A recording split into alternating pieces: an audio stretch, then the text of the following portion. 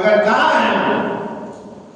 ہماری مسجدیں برسیاں پڑتی نظر آتی ہیں، ہماری مسجدوں میں تربیت کی مزاج بالکل ختم ہوتا جا رہا ہے، بے دینی گھستی جا رہی ہے اندر، بدتمیزی گھستی جا رہی ہے اندر، جو ادب تھا، قاعدہ تھا، اصول تھے مسجدوں کے آداب کے، وہ آداب ختم ہوتے نظر آ رہے ہیں۔ ہم آنکھوں سے دیکھ رہے ہیں، کانوں سے سن رہے ہیں، میڈیا آئے دن ہمیں بتا رہا ہے، مگر باوجود ہم ہوش کے نام نہیں لیتے۔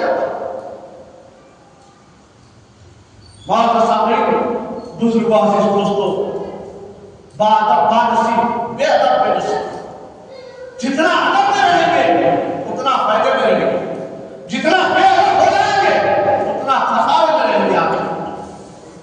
ہر اعتبار سے، چاہے مسجد کا ادب ہو، چاہے پڑوسی کا ادب ہو، چاہے دوست کا ادب ہو، چاہے پڑوسیوں کا ادب ہو، چاہے ماں باپ کا ادب ہو، ہر اعتبار سے، چاہے قرآن کا ادب ہو، چاہے رسول کا ادب ہو، چاہے مدینے کا ادب ہو، چاہے کعبے کا ادب ہو، ہر اعتبار سے ادب ضروری لازم ہے انسان کے لیے۔ چاہے سوسائٹی میں ادب کرو، چاہے غیر سوسائٹی میں، غیر مذہب لوگوں میں بھی اگر جاؤ تو باادب بن کے رہو، تمہارے ادب کو دیکھ کر سامنے والی سوسائٹی آپ کے مذہب کی اور آپ کی تعریف کرنے پر مجبور ہو جائے۔ اگر ہم اور آپ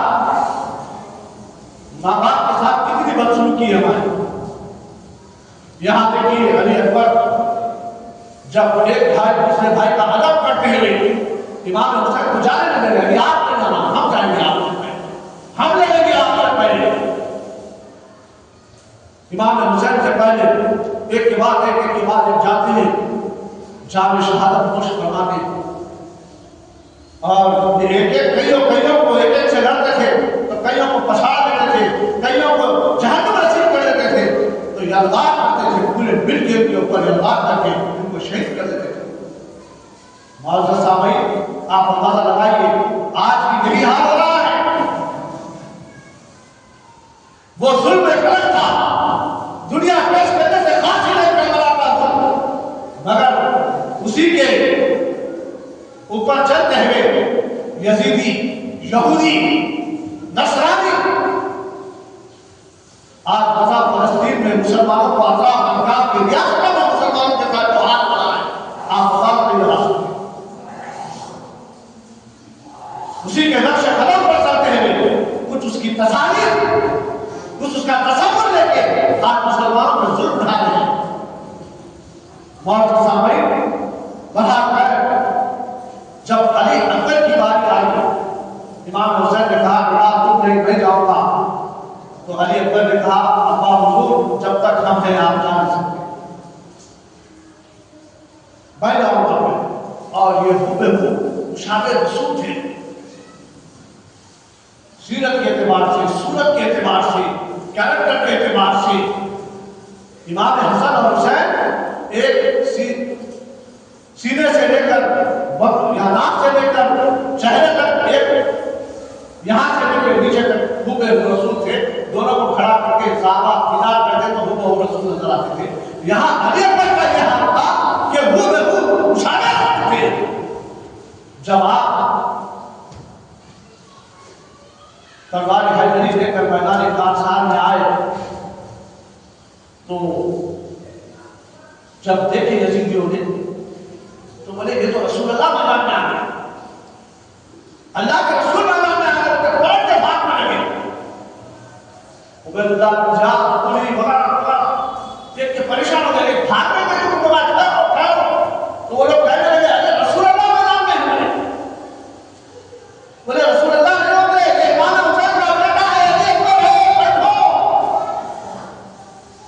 پھر جو جذبہ دے کر فوجوں کو پٹھایا۔ معزز سامعین، ایسے متبرک ہستیوں کو جب محمد رسول اللہ کی تعظیم کے سینوں میں تھی تو محمد رسول اللہ جس کی تعظیم کرتے ان کے سینوں سے وہ تعظیم ہٹ چکی تھی۔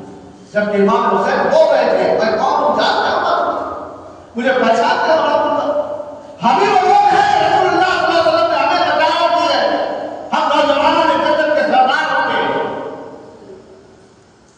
تم جس نبی کے ماننے والے ہو نبی نے بشارت دی ہے، ہم کون ہیں؟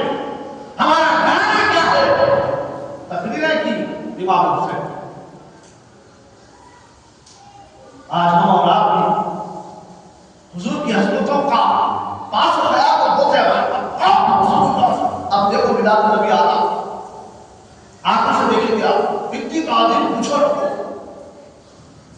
مگر کردار کے اعتبار سے، سیرت کے اعتبار سے ہم کدھر ہیں دیکھیں گے تو وہ تو دور نظر آئیں گے۔ معزز سامعین، بزرگ و عزیز دوستو، بہرحال معظم عظیم کردار کی طرف ہم کو پلٹنے کی ضرورت ہے۔ میدان کربلا میں یہی سیرت کو مٹانے کے لیے یزید نے کمر بست ہوا تھا، تو امام حسین نے اس سیرت کو قیامت تک قائم کرنے کے لیے اپنے خون سے خریدا ہے اسلام کے بعد کو۔ اسلام کی آگے امام حسین نے اپنے ننھے ننھے بچوں کے خون سے خریدا ہے اسلام کے بعد کو پھول اور پھلنے کے لیے امام حسین نے اپنا پورا توبہ کرا دیا، اور ہم اپنا وقت نہیں دے سکتے، ہم اپنا ٹائم نہیں دے سکتے، ہم اپنی جفتگی اسلام کے لیے نہیں لگا سکتے، ہم وہاں پر پوری جفتگی پورا گھرانہ ہر اعتبار سے اسلام کے لیے وقت ہو گئے، کھانا پانی بند کیا گیا تو اسلام کو پھرے دے۔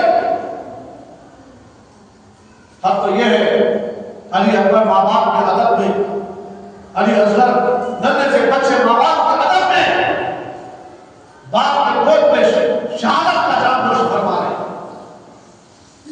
بی بی شہر والوں، یہ ایران کے بادشاہ کی بیٹی تھی، اس کی ایران کے بادشاہ کی بیٹی۔ آپ اندازہ لگائیے، اے میری ماں بہنوں تک اگر آواز پہنچ رہی ہے تو غور سے سوال فرمائیں تاکہ ہمارے گھروں میں اصلاح ہو جائے۔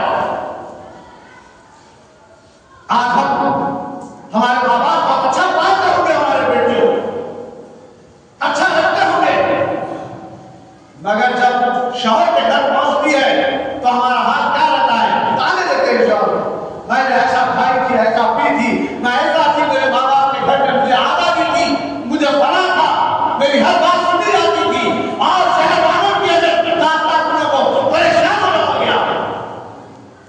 یہ نرم نرم بستروں پر سونے والی، سونے چاندی کے برتنوں میں کھانے والی چار باتوں، حضرت عمر فاروق رضی اللہ تعالیٰ عنہ کے دور میں جب ایران فتح ہوا تو یہ شہر والوں اور کئی قبیلہ بالی بنا کر مدینے میں لا دیا گیا تھا، ان کا ہرنامہ دے کر لے جائے بول کر لا دیا گیا تھا۔ تو اس وقت میں وہ بادشاہ روم قیصر اور کسریٰ آ جاتا تھا، وہ لوگ نہ چھڑا سکے، تو حضرت عمر رضی اللہ تعالیٰ عنہ ان کو جس طریقے سے یہ شہزادی تھی اسی طریقے سے ان کو فیسلٹی دی گئی، بولے ان کو یہ بڑی شہزادیاں ہیں، ان کو اسی طریقے سے رکھا جائے، ان کے قریب کوئی پردے کا پورا معقول نہ خیر بولے تو بالکل خیر نہیں۔ اب تو یہ ہے رسول اللہ صلی اللہ علیہ وسلم کی تربیت کی آپ کا یہ صحابہ کرام کہاں کو خیر کرتے تھے۔ حضور صلی اللہ علیہ وسلم کے زمانے میں ایک غزوے میں کچھ خیری آ گئے تھے، تو صحابہ کرام شہروں سے رسیوں سے بن کے لے کے آئے تھے، لے کے آئے کے مسجد نبوی میں بن کے رکھے تھے، تو حضور صلی اللہ علیہ وسلم رات تمام سوئے گئے۔ جب قیدی گھر سے کٹرا رہے تھے تو حضور ان کے دل سے باہر آ رہے تھے، روم سے باہر آ کر ان کے رسیوں کو ڈھیلا کیا گیا۔ یہ کام تھے، اسلام کے دشمن تھے، مگر رسول اللہ صلی اللہ علیہ وسلم کو ان کا آب کا پسند نہیں تھا، انسانیت میں اتحاد کا میرے آقا، اسی لیے رحمت للعالمین کہتے ہیں۔ بڑے ان کے رسیوں کو ڈھیلے کی جائے، ان کو بہت اذیت ہو رہی ہے۔ معزز صاحب، اب تو یہ رہی کہ جس کو جو کام آتا ہے، جس کو جو چیز آتی ہے، وہ میرے صحابہ کو سکھا دے اور اس کے بعد تم رہا۔ حضور کے کیریکٹر کو لے کر، حضور کی اسوا کو لے کر، حضور کی رکاوٹ کو لے کر آئے نہیں، دشمن نہیں، بلکہ ہمدرد بن کے اسلام کو کے لے اپنے میدانوں میں جاتے۔ یہ مسلمانوں کا کردار تھا، یہ کیفیت تھی مسلمانوں کی۔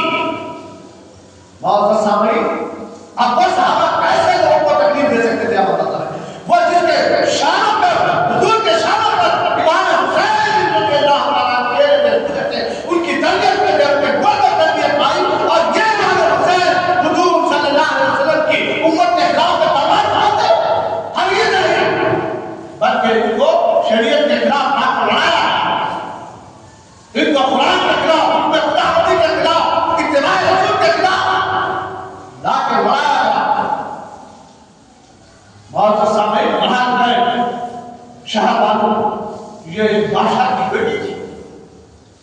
नरम नरम गद्दों पे बिस्तरों पे रहने वाली, महलों पे रहने वाली। हज़रत उमर के पीरियड में जब आए तो उनके पूरे फैसिलिटी देकर रखे गए, तो बड़े बड़े मदीने के मक्के के लोग ये मुतालबा करने लगे, और उमर वो बादशाह को हमसे निकाह करो, हमसे निकाह करो, हमसे निकाह करो। मगर हज़रत उमर की निगाह थी, हद तो ये थी, हज़रत उमर रज़ियल्लाहु तआला के बेटे भी कहने लगे, अब आप बोलो बादशाह की बेटी, जो बादशाह की बेटी है उनसे मेरा निकाह कर दिया। मगर हज़रत उमर की दूर बीवी ये दुनिया के बादशाह की बेटी थी, तो मैं इस्लाम के बादशाह के बेटे से शादी करूंगा, निकाह करूंगा। इसीलिए हज़रत इमाम हुसैन शहजादे रसूल सल्लल्लाहु अलैहि वसल्लम से इनका निकाह तय है, और वो शहजादी थी, अल्लाह अकबर, हमेशा आगे पीछे गतिराएं लेती थी। जब इमाम हुसैन रज़ियल्लाहु तआला के निकाह में आई तो गौर से सामईन हर वक्त मुसीबत बर्दाश्त करने पे आ गई। क्यों? दीन के दायरे में आ गई, दीन इस्लाम कबूल कर लिया था। जब इस्लाम कबूल कर लिया गया, बल्कि इस्लाम के उस मुकद्दस शहजादे जो जन्नत के नौजवानों के सरदार हैं, उनके निकाह में आ गई थी,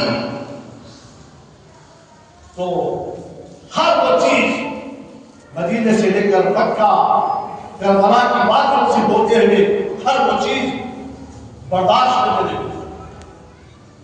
बोली जिसमें तुम राजी हो मेरे आका, मैं उससे राजी हूं। ये शौहर की बीवी है। हर एतबार का निकाह हो जाने के बाद शौहर के हर फरमान पर लब्बैक कहती है, हर मुसीबत पर कदम पर कदम खाने से खाना मिला के चलती है। आज हमारी ख़वातीन का क्या हाल है? अरे हम तो ये नहीं इमाम हुसैन के मैदान में आखिरी वक्त में कहने लगे, शहजादी तू ईरान के बादशाह की बेटी है, तू शहजादी थी, बेशुमार अज़ियतें बर्दाश्त करके तेरी जिंदगी में तूने मेरा साथ दिया। मेरा आखिरी वक्त आ गया है, मेरी शहादत का वक्त है। शहरवानों, तू चाहे तो मैं तुझे आजाद करता हूँ, मैं तुझे छोड़ देता हूँ, तू अपनी आजाद जिंदगी आप जाके ईरान में बसर कर सकती है, तू जा सकती है यहाँ से। आपसे कहा नहीं, बल्कि मैंने जिंदगी के हर वक्त में आपका साथ दिया है, तो ये भी झेल दूंगी। हम तो ये नहीं, इमाम हुसैन ने आने वाले वाक़यात भी बता दिए थे, जब इतनी मुसीबत है तुम पर ढाई आने वाली है मेरे बाप, तुम्हें खर्च करके ले जाया जाएगा, तुम्हें दलील किया जाएगा, बात किया जाएगा। तो क्या कही? अल्लाह अकबर, मैं उस खानदान की बहू हूं जिस खानदान ने अपने खून से इस्लाम को सीखा है। मैं फातिमा की बहू हूं, मैं अली की बहू हूं, मैं हर अज़ियत का बर्दाश्त कर सकती हूं, मगर इस्लाम में हर्फ नहीं आने दूंगी, अपने साथ से दुपट्टा उतारने नहीं दूंगी। भाई आज हालत क्या है हमारी कौम की? खुशी के मौकों पे देखो, गम के मौकों पे देखो, हमारे दुपट्टे किधर है, शरीयत किधर है, हमारी मानसिकता किधर है, तरीक़त किधर है, माशरे का हुस्न जमात किधर है हमारा?